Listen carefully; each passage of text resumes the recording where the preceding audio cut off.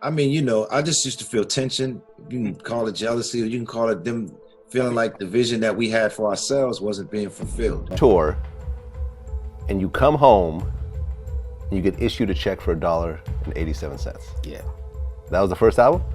that was the first album.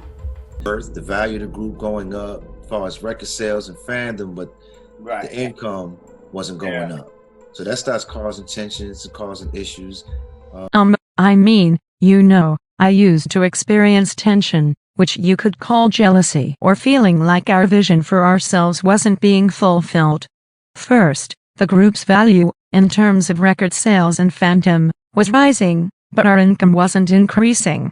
This started causing tensions and issues, especially during tours when we'd return home only to receive a check for a measly $1.87. Yes, that was our first album. A mere $1.87. Can you believe it? Boy bands, you either love them or hate them.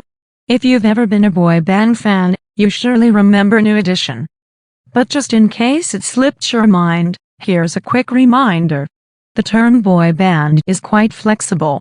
Most of the time, boy band members don't play instruments. They sing and dance, occasionally strumming a guitar. Some label them as industry plants, artists signed into a record label at a young age and managed by a dominating CEO. Boy bands are typically known for targeting a young female audience with their music, and that's pretty much the story with New Edition.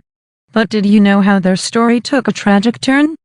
Ralph Tresvant, one of the leading band members, recently shared the heart-wrenching circumstances that led to the group's split, and we've got all the details for you today. It seems like every decade, a new boy band emerges, capturing the imaginations of young teenage girls and becoming their first crushes, often gracing bedroom walls as pin-ups. In 2012, it was One Direction and The Wanted carrying the boy band torch for pop music lovers. But what many don't realize is that their place in pop music history owes a lot to the past 30 years of talented and driven groups labeled as boy bands. However, they don't hold a candle to New Edition's influence.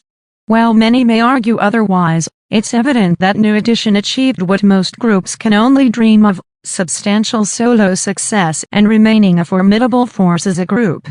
Comprising Ronnie, Bobby, Ricky, and Mike, along with lead singers Ralph and Johnny, New Edition has given us nearly 3 decades of music and memories.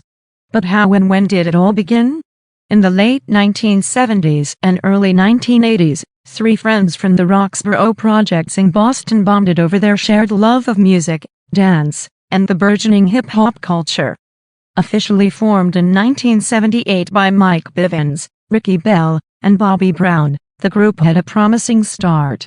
They were guided by local producer Maurice Starr, who recruited Ralph Tresvant after 2 other friends left the group. They also brought on a local manager, Travis Gresham, and a choreographer, Brooke Payne, propelling them forward.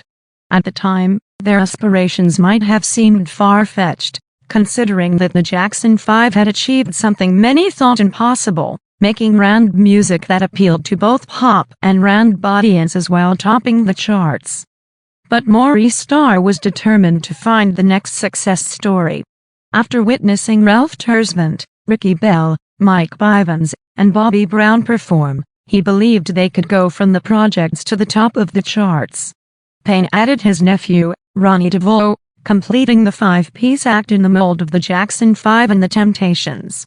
Starr approached producers and managers, swiftly signing the boys to a deal with his own record label, Streetwise, and releasing their first album in 1983.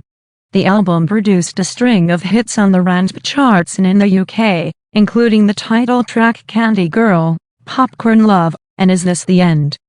Candy Girl was even compared to the Jackson 5 single "SABC" due to Ralph Tresvant's voice closely resembling Michael Jackson's as a young child. However, their journey wasn't without its challenges. The problems began when the group returned from their debut tour and received a shockingly low check. They were only teenagers at the time, and their parents were unfamiliar with the music industry, leading to their exploitation. Legal action was necessary before they could release their second album. Following this disagreement, they left Star and Streetwise Records, sought new management, and signed a multi-album deal with Mka Records.